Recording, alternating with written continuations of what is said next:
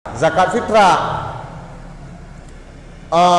Zakat fitrah iaitu wajib dengan purakeun Ramadan dan Syawal, artinya merumpuk akhir juzuk daripada Ramadan dan awal juzuk daripada Syawal. Ketika kana merumpuk sabah sebab segolom truk bulan Syawal misalnya mentang lang bak Ramadan ke akhir Ramadan, tajuk ju zakat fitrah katanya dibolehkan walaupun gede golong wajib. Cuma yang perlu kita perhatikan, ketika jino boleh menyegerakan zakat sebelum waktunya dengan ketentuan bila terwujud salah satu sebabnya, yang perlu kita perhatikan syarat hinan, tersyarat antara lain yaitu orang yang terima zakatnya, zakat kenanya yang tak segerakan muno bak wate wajib zakat gaknyan bu mentang je terima zakat.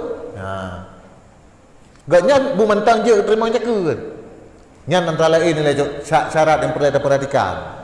Kemudian juga wate menyegerakan zakat, tentang masalah penyederaan zakatnya, ketentuan juga yaitu bak wate wajib zakat nyan khusus tentang zakat fitrah menurut pendapat kuat dalam mazhab Syafi'i, getanyo yang kalau tak segerakan zakat fitrah harus berada bak tempat yang tersalurkan zakat fitrah ketika tiba wate wajib zakat fitrah.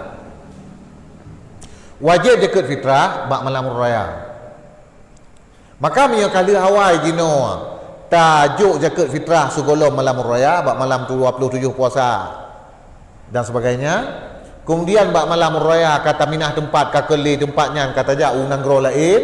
Nyona pendapat ulama yang menyatakan zakat fitrah yang kali tabung bak malam 27 hidi hiban Aceh umpamanya malam raya suput mak megang ka ketawa kono kumantan yo nyo ramai ulama yang menyatakan dalam mazhab Syafi'i hanasa hata yang kali tabuh hidi payah buh sigotu hino bak tempat di mana berada katanya ketika terbenam matahari urut terakhir Ramadan.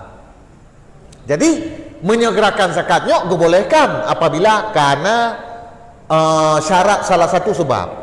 Cuma perlu kita perhatikan baik gara-gara jino tak segerakan je ke hanasa hatanya atau payah tabuh sigotu.